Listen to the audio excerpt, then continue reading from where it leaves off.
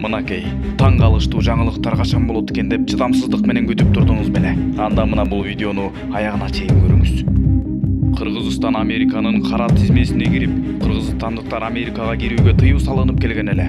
Президент өз ишине киришер замат мына ушул маселени чечип салдыбы? Абдил Сегизбаев кимдер менен байланышы бар? Орустардын таасирдүү кызмат адамдары менен Абдил Сегизбаев сүйлөшүп турары алардын коргоосунда экени билиндиби? Учурунда коронавирус элдин жүрөгүнүн үшүн алып аткан кезде андан пайда таап калайын дегендер кимдер? Элди дүрбөтүү үчүн COVID-19 менен каза болгондордун санын атайлап көбөйтүп көргөзүшкөнбү? Эл чындыкты билсин. Учурунда коронавирус элдин жүрөгүнүн үшүн алып атса, андан пайда тапкандар кимдер?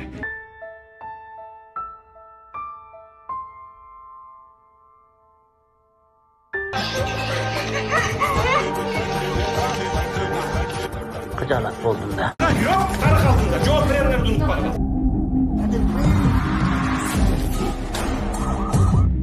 Абылгазиевдин өкмөтү элди дүрбөтүү үчүн COVID-19 менен каза болгондордун саны көбөйтүлүп берилген.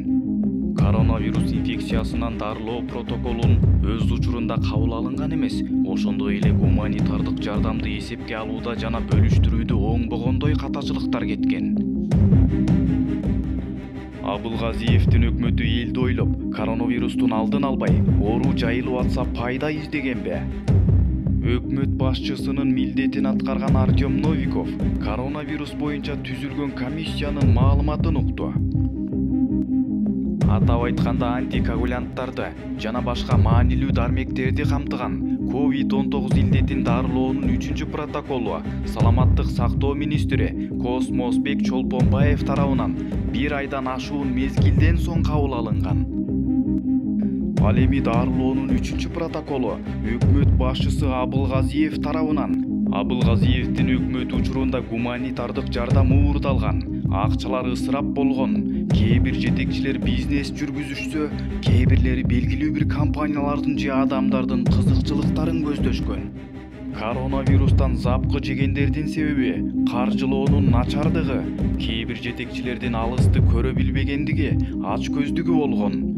Бул кезде Абылгазиев тарабынан казак ишкерлери менен жүргүзүлгөн радио жыштыктар боюнча келишимдердин бети ачылып, миллиардтарга сатыла турган радио жыштыктар 700 сомго бааланып жаткан эле.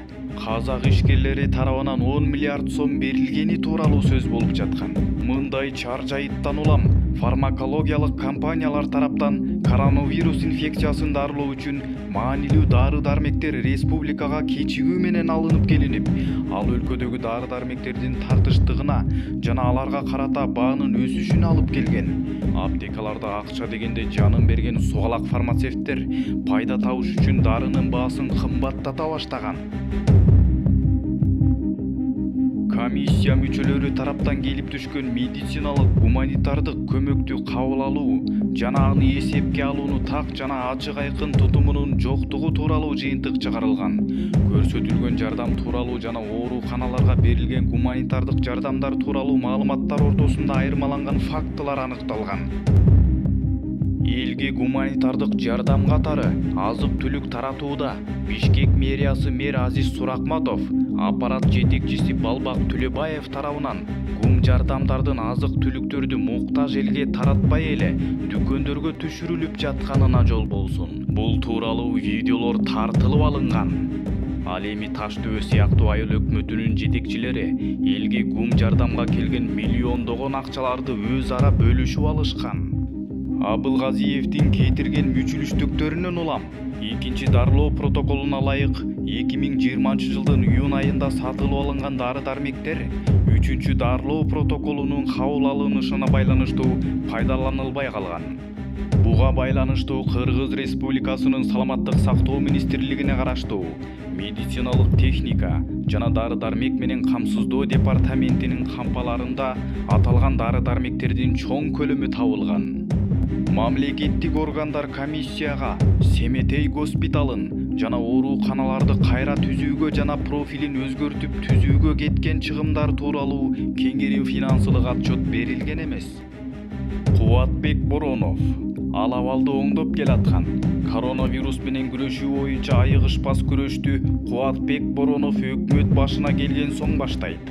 Ал атамекендик фармацевтик компаниялар өлкөгө киргизүү үчүн жактырылган дары-дармектердин тизимин кабыл алган.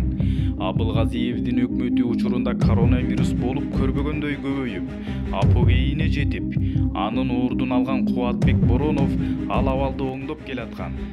Арине, Финпол тарабынан эч айыбы жок Бороновго 5 саат сурак жүргөн. Эмне коронавирусту жоюп келаткан үчүн Финпол ушунча кармап турдубу?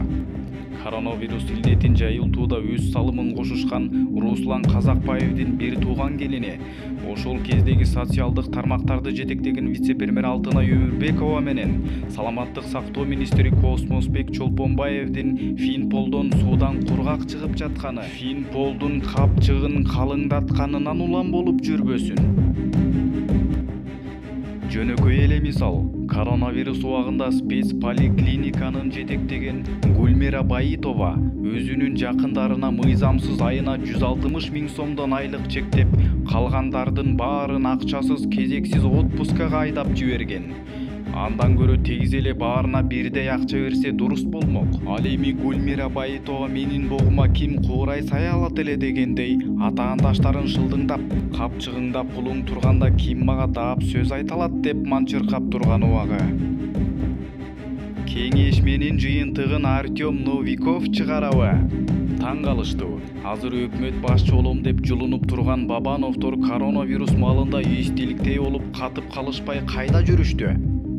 Новиков чыгарган кеңеш менин жыйынтыгы боюнча көрсөтүлгөн фактыларды, ошондой эле ведомстволор, аралык жумушчу комиссиянын башка корутундуларын тыкыр талкуулоо жана коомдук чагылдыруу үчүн Кыргыз Республикасынын Коопсуздук кеңешинин кароосуна киргизүү сунушталды.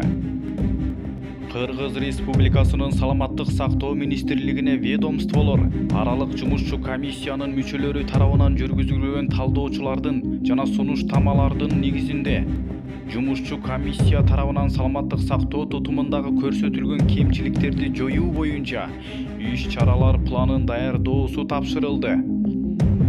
Комиссиянын курамына медициналык кызматкерлер, Кыргыз Республикасынын Жогорку кеңешинин депутаттары, жалпыга маалымдоо каражатынын кызматкерлери, мамлекеттик жана муниципалдык органдардын өкүлдөрү, жарандык активисттер жана көз карандысыз эксперттер кирди деп жазат Назар Ньюс сайты. Эл чындыкты билсин.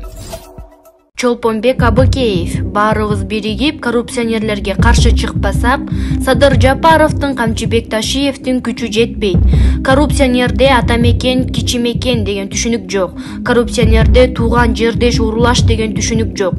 Коррупционерлер кантип кандай жол менен болсо да уурдаш керек. Жекекерт башынын байлыгын көбөйтүш керек. Жеке жашоосун бейишке айландыруу керек деген түшүнүк менен гана жашап иштешет. Ошондуктан мамлекетти жакырланып, итке минип, мекендештери миңдеп чет элге жумуш издеп тентип кетип жатканына эч кейишпейт. Өздөрү чет өлкөлөрдөгү мыкты деген курортторду эс алып, ичип жеп жыргап жашаса эле болду. Эрте мамлекеттин жок болуп кеткенине деле кейибейт. Акчам болсо кайсыл өлкөдө болсо деле жыргап жашай берем дешет.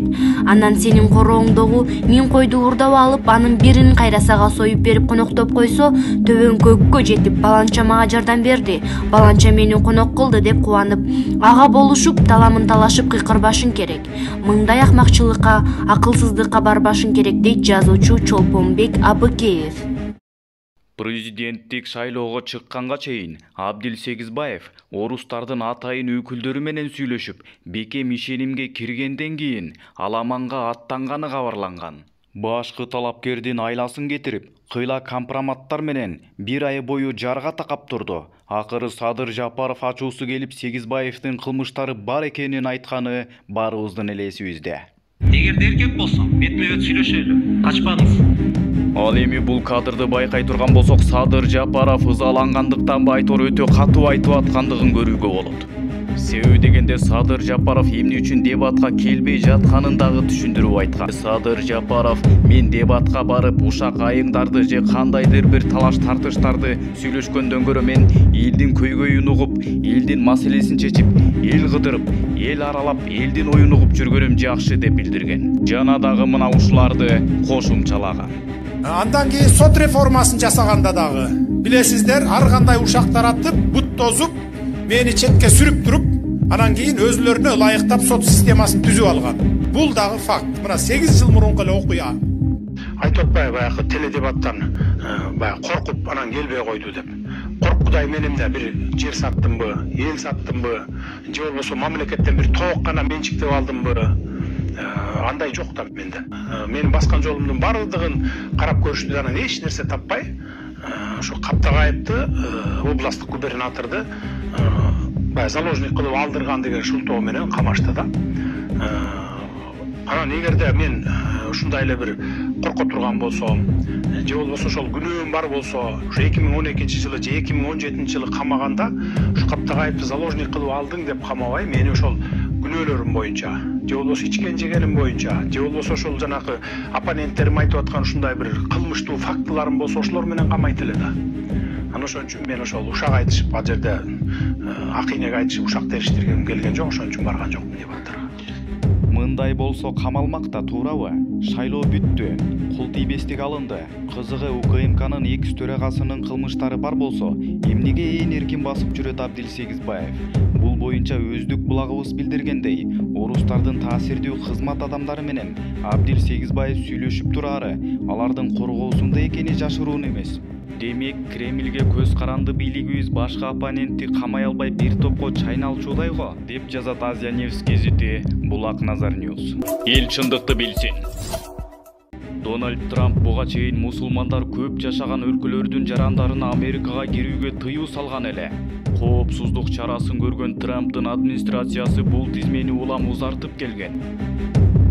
Американын жаңы шайланган президенти шайланып ишке киришери менен Трамптын мусулмандар көп жашаган өлкөлөрдүн жарандарына Америкага кирүүгө тыюу салынган чечимин дароо жокко чыгарды. Баса, Шумдук инфо каналына катталган соң коңгуроону дагы басып иштетип койгонду унутпаңыздар. Эл чындыкты билсин.